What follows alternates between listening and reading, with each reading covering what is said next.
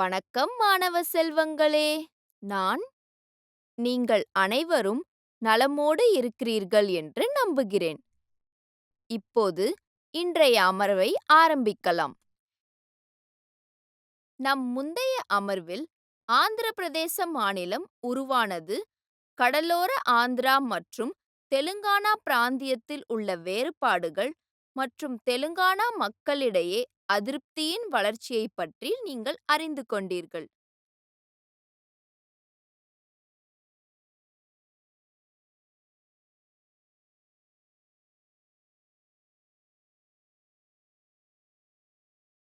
தெலுங்கானா மாநிலம் அமைப்பதற்காக நடந்த பல்வேறு போராட்டங்கள் மற்றும் இயக்கங்களை இன்று பார்ப்போம்.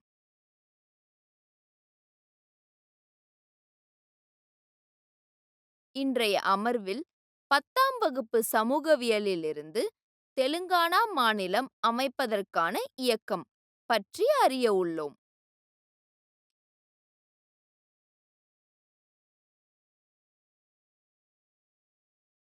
1990களில் இயக்கங்கள்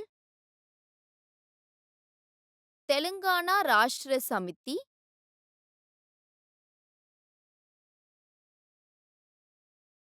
கே. சந்திரசேகர் ராவின் ஃபாஸ்ட், 2009.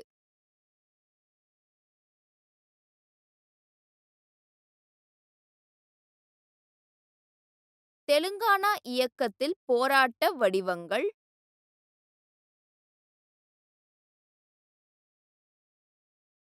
தெலுங்கானாவை அடைவதற்கான செயல்பாட்டில் அறிவிப்பை திரும்பப் பெறுதல், தெலுங்கானா ஜாதிக்கப்பட்டது, பேராசிரியர் ஜெயசங்கர், அதாவது தெலுங்கான சித்தாந்தவாதி.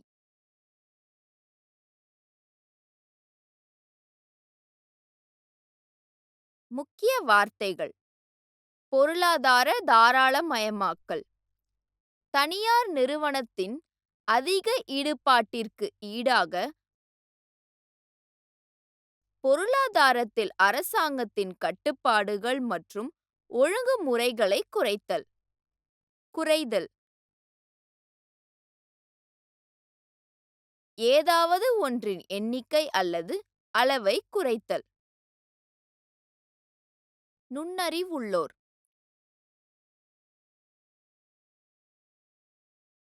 அறிவுஜீவிகள் அல்லது உயர் படித்தவர்கள் ஒரு குழுவாக, குறிப்பாக கலாச்சாரம் மற்றும் அரசியல் செல்வாக்கு கொண்டவர்களாக கருதப்படும் போது.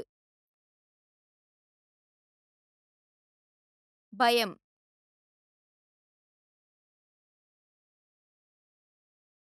ஏதேனும் மோசமான அல்லது விரும்பத்தகாத ஒன்று நடக்கும் என்று கவலை அல்லது பயம். பிளவு: மற்றொன்றிலிருந்து, அதாவது ஒரு வணிகத்தை பிரிக்கவும், குறிப்பாக முந்தைய இணைப்பை கலைக்க. இருகூறாக்கம்: எதையாவது இரண்டு கிளைகளாக அல்லது பகுதிகளாக பிரித்தல்.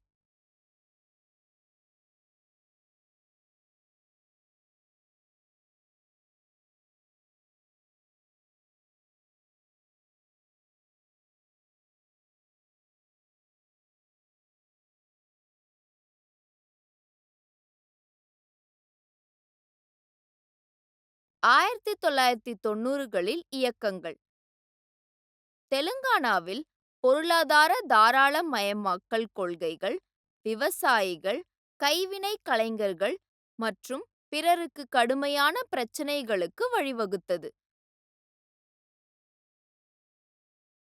அதே நேரத்தில் ஒப்பந்தக்காரர்கள் மற்றும் தனியார் முதலீட்டாளர்கள் குறிப்பிடத்தக்க லாபம் ஈட்டினார்கள்.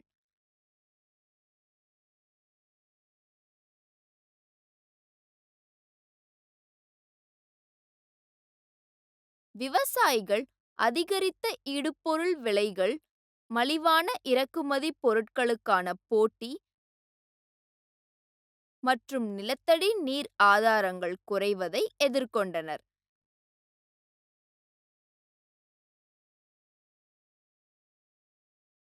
இது விவசாயிகள் தற்கொலை, விரைவான விவசாய நில விற்பனை மற்றும் வேலையின்மைக்கு வழிவகுத்தது. தனியார் துறை விரிவாக்கம் இருந்தபோதிலும், பாதுகாப்பற்ற வேலைவாய்ப்பு ஒரு குறிப்பிடத்தக்க பிரச்சனையாக இருந்தது. துடும்டெப்பா, லம்பாடி நங்கரபேரி மற்றும் எருக்கள குரு போன்ற பழங்குடி அமைப்புகள் ஜால் ஜங்கிள் மற்றும் ஜமீன் போன்ற தங்கள் பாரம்பரிய வாழ்வாதாரங்களை சாதித் தொழில்களை மாற்றும் அச்சுறுத்தலில் இருந்து பாதுகாக்க முயன்றன.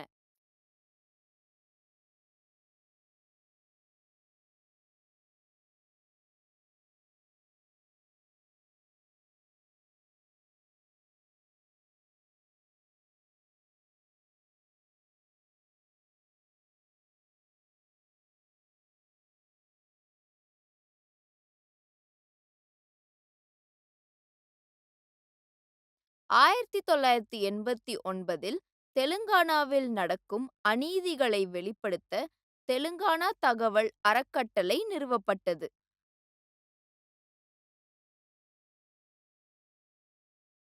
1996இல் தெலுங்கானா வித்ரோஹா தினம் தெலுங்கானா மாநில அமைப்புகளை உருவாக்க வழிவகுத்தது.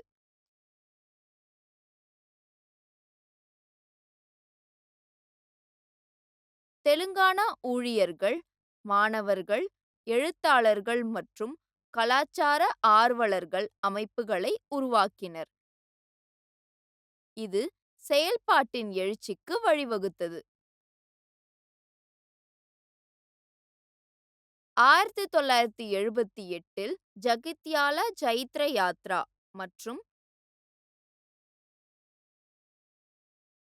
1990இல் வாராங்கல் ரைத்துக்குல சங்கம்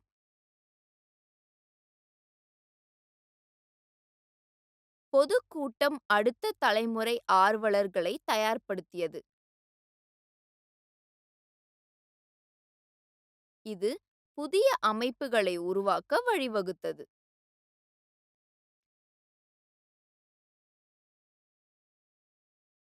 தெலுங்கானா ராஷ்டிர சமிதி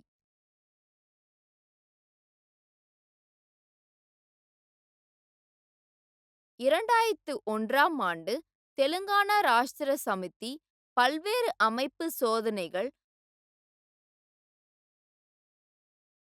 அரசியல் கட்சியை உருவாக்க தவறியதால் உருவாக்கப்பட்டது. தெலுங்கானா இயக்கம் எதிர்ப்புகள், பாடல்கள் மற்றும் பாரம்பரிய நடைமுறைகள் மூலம் வெளிப்படுத்தப்பட்டது.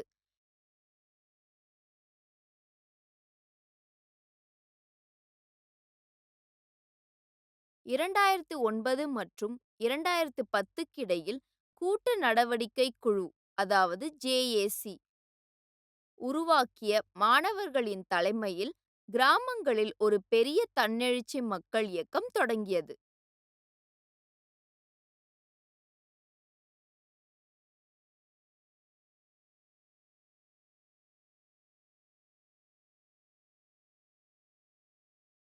இது நூற்றுக்கணக்கான இளைஞர்கள் தற்கொலை செய்து கொண்டது தெலுங்கானாவில் சோகமான தொடர்கதையை ஏற்படுத்தியது. சப்பந்த வர்ணங்கள் அனைத்து சாதியினர் உட்பட தங்கள் சொந்த ஜேஏசிகளை உருவாக்கி போராட்ட இயக்கத்தில் இணைந்தனர்.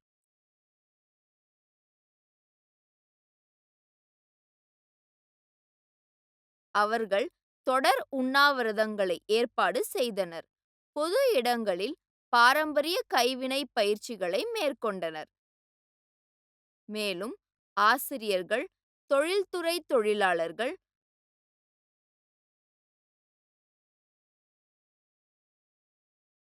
சுரங்க தொழிலாளர்கள்,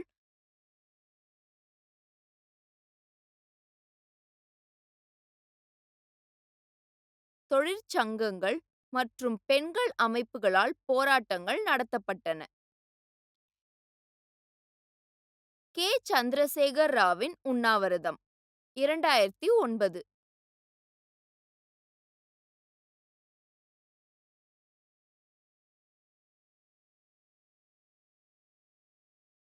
தெலுங்கானா ராஷ்டிர சமிதியின் தலைவர் கே. சந்திரசேகர ராவ் 2009 நவம்பர் 29 அன்று காலவரையற்ற உண்ணாவிரதத்தை அறிவித்தார்.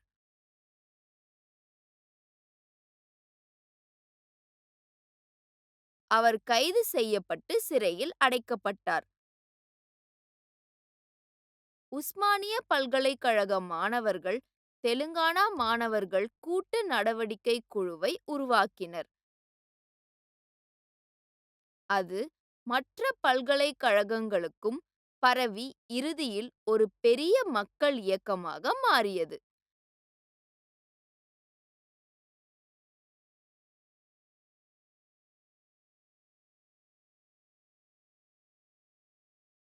ராவின் உண்ணாவிரதம் புதிய வேகத்தையும் அர்த்தத்தையும் பெற்றது.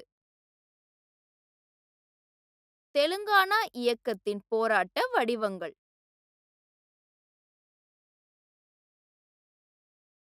தெலுங்கானா இயக்கம் தூம் தாம், கர்ஜனை, சடக் பந்த், சட்டசபை முட்டாடி, பாத யாத்திரைகள், போனலு, மில்லியன் மார்ச்,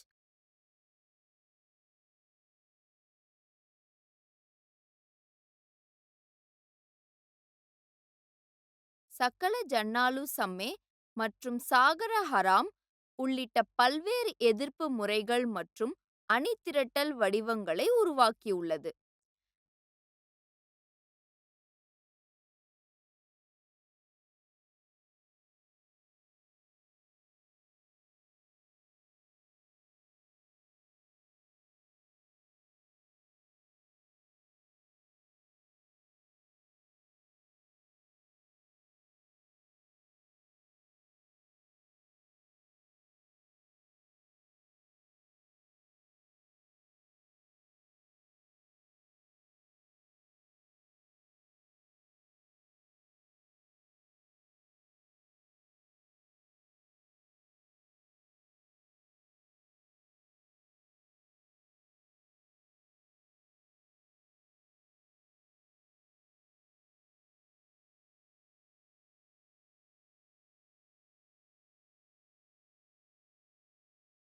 தூம்தாமில் கலைஞர்கள், பாடகர்கள் மற்றும் நடன கலைஞர்கள் உள்ளூர் பாடல்கள் மற்றும் நடனங்களை நிகழ்த்துகிறார்கள்.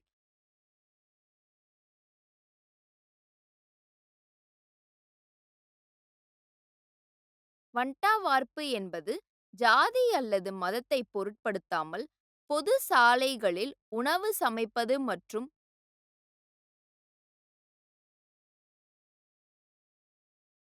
வாகனங்களை நிறுத்துவதை உள்ளடக்கியது.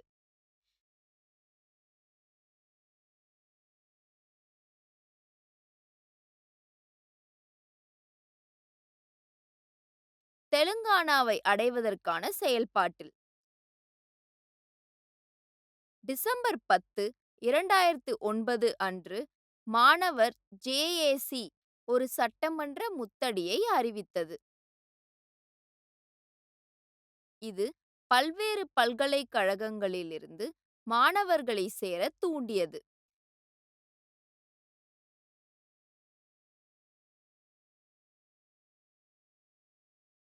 இந்த இயக்கம் கே. சந்திரசேகர் ராவின் உண்ணாவிரதத்துடன்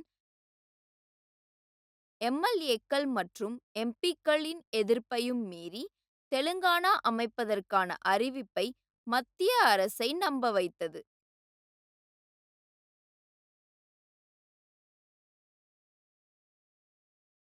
தனி தெலுங்கானா மாநிலத்திற்கான செயல்முறையை மத்திய உள்துறை அமைச்சர் தொடங்கி வைத்தார்.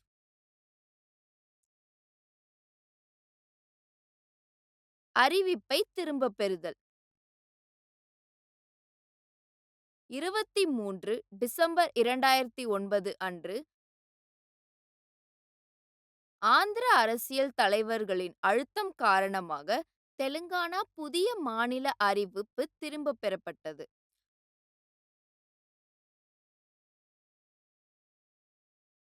ஹைதராபாத் வளர்ச்சியின் மையமாக மாறியது. பல்வேறு பகுதிகளைச் சேர்ந்த முதலீட்டாளர்கள் தங்கள் எதிர்காலத்தைப் பற்றி கவலைப்படுகிறார்கள். கரையோர பகுதிகளில் உள்ள விவசாயிகளும் பாசன நீர் இருப்பு மற்றும் சீரான மின் விநியோகம் குறித்து அச்சத்தில் உள்ளனர்.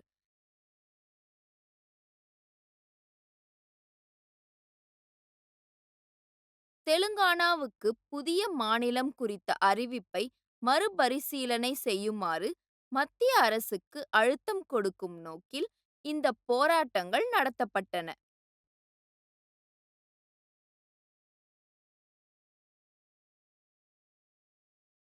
தெலுங்கானாவில் தன்னாட்சி மற்றும் கட்சி சார்பற்ற அமைப்புகள் பலதரப்பட்ட சாமானிய மக்களை திரட்டி சுதந்திர மாநிலத்தை கோரின.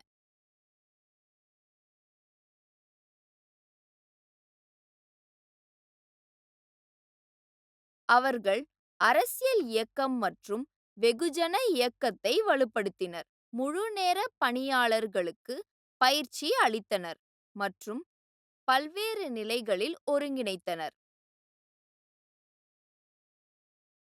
மக்களை ஒன்றிணைக்க தெலுங்கானா கூட்டு நடவடிக்கை குழு உருவாக்கப்பட்டது. இது 6 பெரிய போராட்டங்களுக்கு வழிவகுத்தது.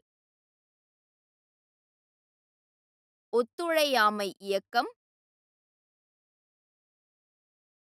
மில்லியன் மார்ச்,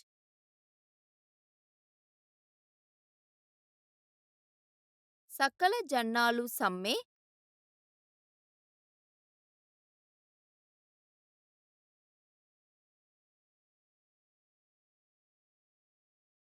சாகரஹாரம்,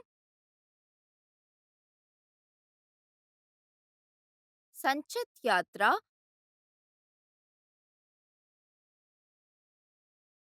மற்றும் சலோ சட்டசபை.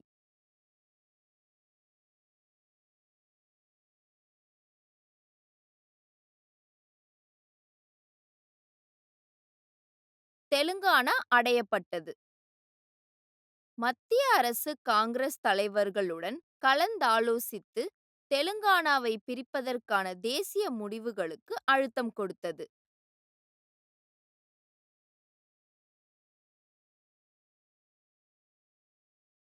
காங்கிரஸ் கோர் கமிட்டி ஒரு மசோதாவை நிறைவேற்றியது.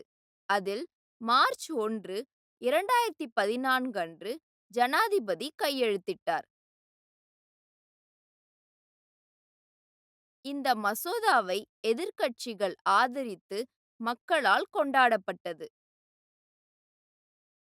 எனவே தெலுங்கானா மாநிலம் ஜூன் 2, 2014 அன்று உருவாக்கப்பட்டது.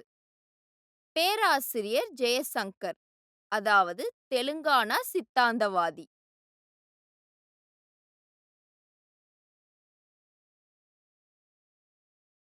1934 பிறந்த கோட்டப்பள்ளி ஜெயசங்கர்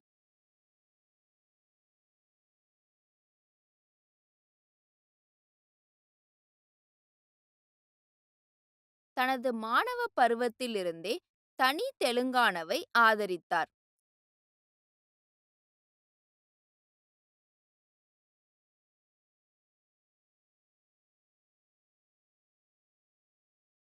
அவர் அரசாங்கத்தில் படித்தார்.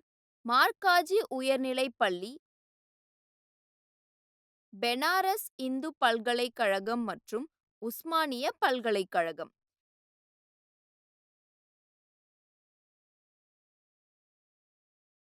ஜெயசங்கர் காக்கட்டிய பல்கலைக்கழகத்தில் ஆசிரியராகவும் முதல்வராகவும் பதிவாளராகவும் பணியாற்றினார்.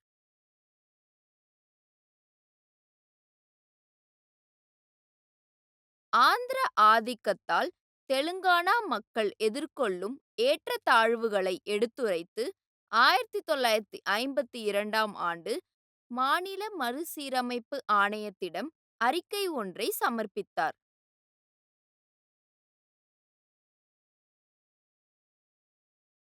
அவர் 3 கட்ட தெலுங்கானா போராட்டத்திற்கு வாதிட்டார்.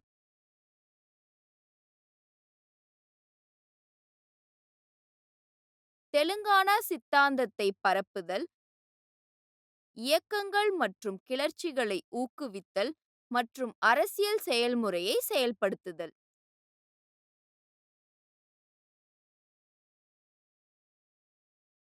தெலுங்கானா மாநிலம் 2014இல் உருவாக்கப்பட்டது. அவரது நினைவாக தெலுங்கானா மாநில அரசு வேளாண் பல்கலைக்கழகத்திற்கு பேராசிரியர் ஜெயசங்கர் வேளாண் பல்கலைக்கழகம் என பெயர் மாற்றம் செய்து, புதிதாக உருவாக்கப்பட்ட மாவட்டத்திற்கு ஜெயசங்கர் மாவட்டம் என பெயரிட்டது.